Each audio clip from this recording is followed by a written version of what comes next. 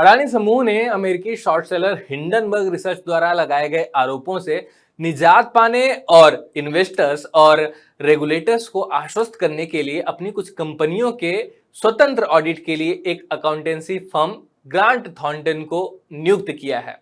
इसको लेकर भी कई तरह के सवाल उठने शुरू हो चुके हैं। मीडिया रिपोर्ट्स के अनुसार ऑडिट मुख्य रूप से भारतीय रिजर्व बैंक जैसे नियामकों को यह दिखाने के लिए है कि अडानी समूह कुछ भी छिपा नहीं रहा है और संबंधित कानूनों का अनुपालन कर रहा है। ऑडिट में विशेष रूप से इस बात की जांच की जाएगी कि क्या जो धन का उपयोग वह दुरुपयोग किया गया है और लोन का उपयोग किसी अन्य उद्देश्य के लिए तो नहीं किया गया। समूह की ओर से कहा गया है कि ऑडिट से यह दिखाने में काफी मदद मिलेगी कि बही खाते सही ढंग से मेंटेन किए गए हैं और परियोजनाओं का क्रियान्वयन सही तरीके से हुआ है। लेकिन सोशल मीडिया पर लोग कहने लग गए हैं कि अडानी ने जिस लीगल फर्म को ठेके पर काम दिया है वह पहले से ही सजा याफ्ता है, यानी कि पहले से ही वो गड़बड़ियों से जुड़ा हुआ है। सुप्रीम कोर्ट के वरिष्ठ वकील प्रशांत भूषण ने भी ट्वीट कर कहा है कि अडानी ने हिंडनबर्ग विवाद के बाद जिस ग्रांट थॉर्नटन को इंडिपेंडेंट ऑडिट के लिए हायर किया, वही ग्रांट थॉर्नटन जिस पर बोगस ऑडिट करने के लिए कई बार जुर्माना लगाया गया है। आरोपों के बाद यह भी सवाल उठता है कि क्या ग्रांट थॉर्नटन बिल्कुल विश्वास के लायक नहीं है। तो आपको बता दें कि बेशक कुछ मामलों में फर्म पर विदेशों में जुर्माना लगा है, लेकिन इस तथ्य को भी नहीं नकारा जा सकता कि ग्रांट थॉर्नटन इंडिपेंडेंट अकाउंटिंग और कंसल्टिंग मेंबर फर्म्स का एक ग्लोबल प्रोफेशनल सर्विस नेटवर्क है। यह विभिन्न उद्योगों में क्लाइंट्स को ऑडिट, टैक्स एडवाइजरी और आउटसोर्सिंग सेवाओं सहित कई तरह की सेवाएं प्रदान करता है।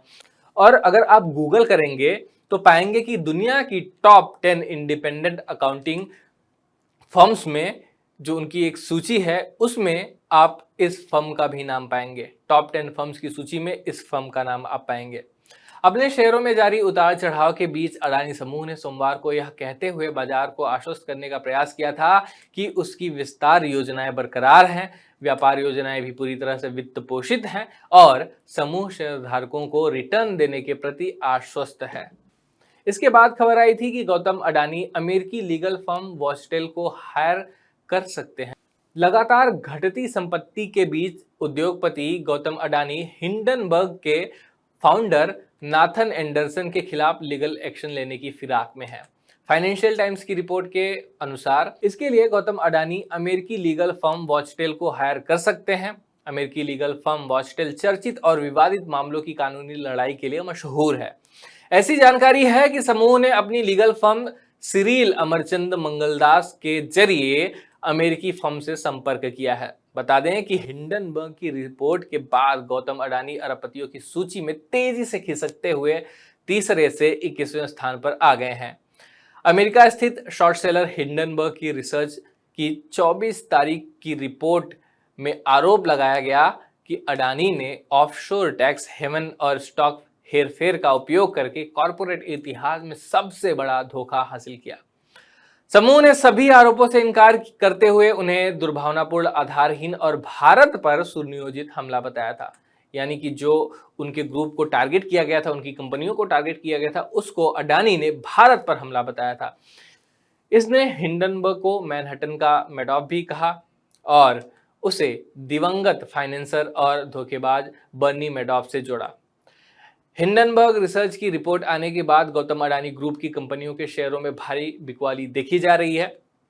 ग्रुप का मार्केट कैप आधा हो गया है और निवेशकों के 10 लाख करोड़ स्वाहा हो चुके हैं।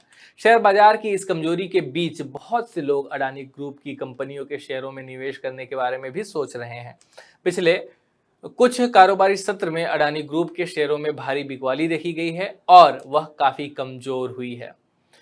इन सब के बावजूद समूह के प्रवक्ता ने कहा है कि हमारी प्रत्येक कंपनी की बैलेंस शीट बहुत अच्छी है, हमारे पास उद्योग की अग्रणी विकास क्षमताएं हैं, मजबूत कॉरपोरेट प्रशासन, सुरक्षित संपत्ति, मजबूत नकदी प्रवाह है।